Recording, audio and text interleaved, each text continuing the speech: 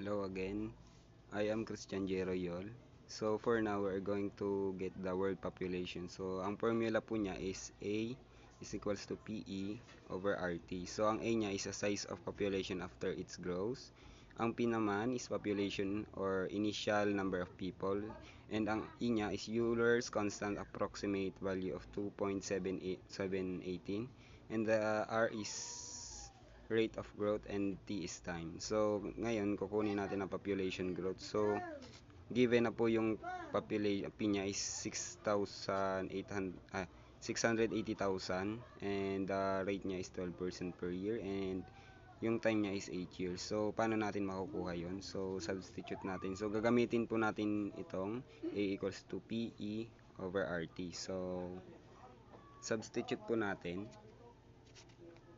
Yan po. So, 680,000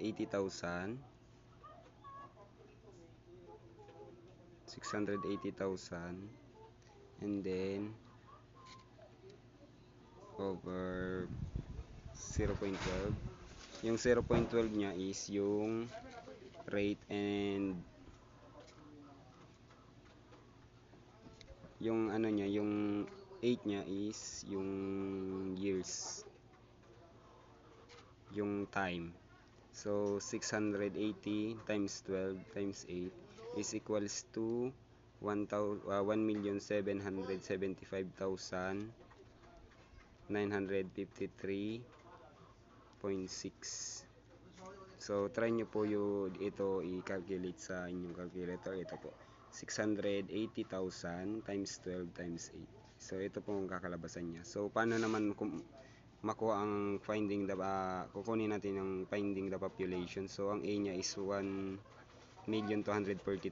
Yung rate is 8% per year and time is 30 years. So substitute natin yung formula na gagamitin natin is P is equals to A over E RT. So substitute natin. So kukuha niya is eto. Substitute natin 1,240,000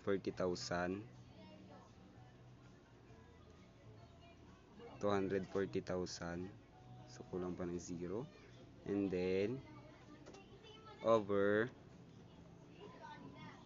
yung kanyang rate is equals to 0.08.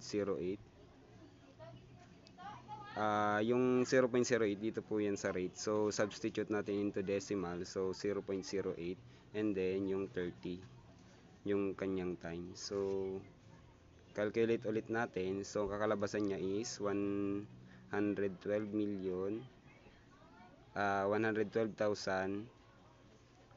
and 490.26. So ito na yung kanyang population and dito naman ito na yung population growth. Yun lamang. Thank you.